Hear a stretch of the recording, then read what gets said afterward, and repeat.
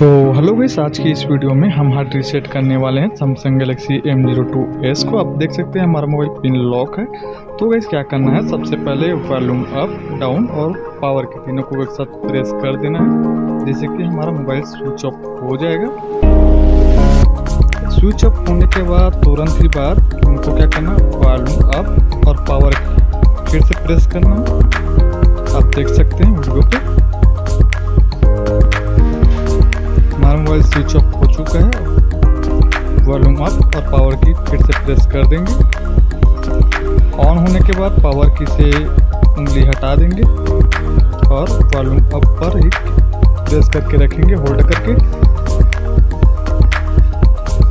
आप देख सकते हैं हमारा रिकवरी मोड ऑन हो चुका है। अब जैसा जैसा स्टेप है आप फॉलो करते जाए।